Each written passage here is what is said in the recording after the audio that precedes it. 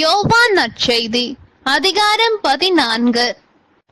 மீண்டும் இயேசு, நீங்கள் உள்ளம் கலங்க வேண்டாம், கடவுளிடம் நம்பிக்கை கொள்ளுங்கள், என்னிடமும் நம்பிக்கை கொள்ளுங்கள். தந்தை வாழும் இடத்தில் உறைவிடங்கள் பல உள்ளன.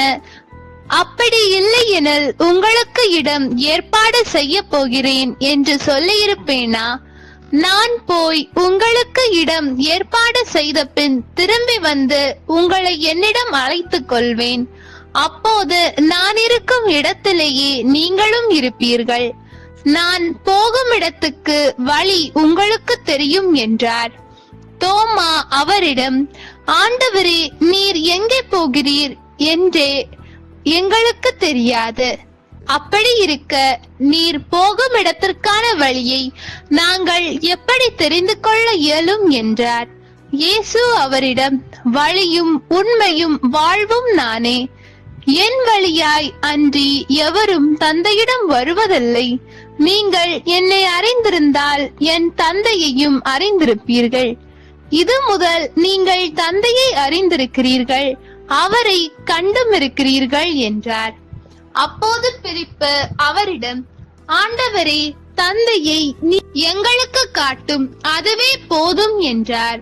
இயேசு அவரிடம் கூறியது, பிலிப்பே, இவ்வளவு காலம் நான் உங்களோடு இருந்தும் நீ என்னை அறிந்து கொள்ளவில்லையா? என்னை காண்பது தந்தையை காண்பது ஆகும். அப்படி இருக்க தந்தையை எங்களுக்கு காட்டும் என்று நீ எப்படி கேட்கலாம்? நான் தந்தையின் உள்ளும் தந்தை என்னுள்ளும் இருப்பதை நீ நம்புவதில்லையா? நான் உங்களுக்கு கூறியவற்றை நானாக கூறவில்லை. என்னுள் இருந்து கொண்டு செயலாற்றுபவர் தந்தையே. நான் தந்தையுள் இருக்கிறேன், தந்தை என்னுள் இருக்கிறார். நான் சொல்வதை நம்புங்கள். என் வார்த்தையின் பொருட்டு நம்பாவிட்டால் என் செயல்களில் பொருட்டாவது நம்புங்கள். நான் செய்யும் செயல்களை என்னிடம் நம்பிக்கை கொள்பவரும் செய்வார். ஏன், அவற்றை விட பெரியவற்றையும் செய்வார். ஏனெனில் நான் தந்தையிடம் போகிறேன் என உறுதியாக உங்களுக்கு சொல்கிறேன். நீங்கள் என் பெயரால் கேட்பதை எல்லாம் நான் செய்வேன். இவ்வாறு தந்தை மகன் வழியாய் மாட்சி பெறுவார். நீங்கள் என் பெயரால் எதை கேட்டாலும் செய்வேன். நீங்கள் என் மீது அன்பு கொண்டிருந்தால் என் கட்டளைகளை கடைபிடிப்பீர்கள். உங்களோடு என்றும் இருக்கும் படி மற்றொரு துணையாளரை உங்களுக்கு தருமாறு நான் தந்தையிடம் கேட்பேன். தந்தை அவரை உங்களுக்கு அருள்வார். அவரே உண்மையை வெளிப்படுத்தும் தூய ஆவியார்.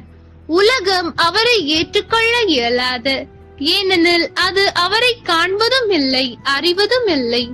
நீங்கள் அவரை அறிந்திருக்கிறீர்கள், ஏனெனில் அவர் உங்களோடு தங்கி இருக்கிறார், உங்களுக்குள்ளும் இருக்கிறார். நான் உங்களை திக்கற்றவர்களாக விடமாட்டேன், உங்களிடம் திரும்பி வருவேன். இன்னும் சிறிது காலத்தில் உலகம் என்னை காணாது, ஆனால் நீங்கள் என்னை காண்பீர்கள். ஏனெனில் நான் வாழ்கிறேன், நீங்களும் வாழ்வீர்கள். நான் தந்தையுள்ளும் நீங்கள் என்னுள்ளும் நான் உங்களுக்குள்ளும் இருப்பதை அந்நாளில் நீங்கள் அறிந்து கொள்வீர்கள். என் கட்டளைகளை ஏற்று கடைபிடிப்பவர் என் மீது அன்பு கொண்டுள்ளார். என் மீது அன்பு கொள்பவர் மீது தந்தையும் அன்பு கொள்வார். நானும் அவர் மீது அன்பு கொண்டு அவருக்கு என்னை வெளிப்படுத்துவேன்.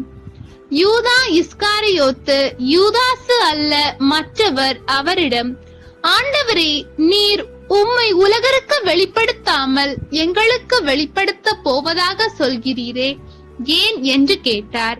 அதற்கு இயேசு பின்வருமாறு கூறினார், என் மீது அன்பு கொண்டுள்ளோர் நான் சொல்வதை கடைபிடிப்பார்.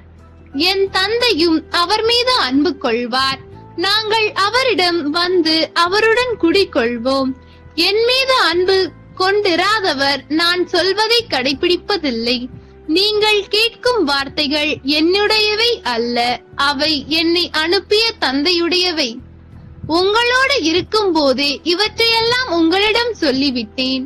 என் பெயரால் தந்தை அனுப்ப போகிற தூய ஆவியாராம் துணையாளர் உங்களுக்கு அனைத்தையும் கற்றுத் தருவார். நான் கூறிய அனைத்தையும் உங்களுக்கு நினைவூட்டுவார். அமைதியை உங்களுக்கு விட்டு செல்கிறேன். என் அமைதியை உங்களுக்கு அளிக்கிறேன். நான் உங்களுக்கு தரும் அமைதி உலகம் தரும் அமைதி போன்றது அல்ல. நீங்கள் உள்ளம் கலங்க வேண்டாம், மருள வேண்டாம். நான் போகிறேன், பின் உங்களிடம் திரும்பி வருவேன் என்று நான் உங்களிடம் சொன்னதை கேட்டீர்கள். நீங்கள் என் மீது அன்பு கொண்டிருந்தால் நான் தந்தையிடம் செல்வது பற்றி மகிழ்ச்சி அடைவீர்கள். ஏனெனில் தந்தை என்னை விட பெரியவர். இவை நிகழும் போது நீங்கள் நம்புமாறு இப்போதே இவை நிகழும் முன்பே சொல்லிவிட்டேன். இனி நான் உங்களோடு மிகுதியாக பேசப் போவதில்லை. ஏனெனில் இவ்வுலகின் தலைவன் வந்து கொண்டிருக்கிறான். அவனுக்கு என் மேல் அதிகாரம் இல்லை. ஆனால் நான் தந்தையின் மீது அன்பு கொண்டுள்ளேன் என்பதையும், அவர் எனக்கு கட்டளையிட்டபடி செயல்படுகிறேன் என்பதையும் உலகு தெரிந்து கொள்ள வேண்டும். எழுந்திருங்கள், இங்கிருந்து போவோம். ஆண்டவரின் அருள்வாக்கு. இறைவா உமக்கு நன்றி. ஹோலி பைபிள் தமிழ் சேனலில் திங்கள் முதல் வெள்ளி வரை திருவிவிலியத்தின் ஒரு அதிகாரமானது பதிவேற்றம் செய்யப்படும். நம் அன்பு கடவுளின் ஆசியும் அருளும் இன்னும் பலருக்கு கிடைக்கப்பெற ஹோலி பைபிள் தமிழ் சேனலை சப்ஸ்கிரைப் செய்யவும். மேலும் உங்கள் உறவினர் மற்றும் நண்பர்களுடன் ஷேர் செய்யவும். நன்றி.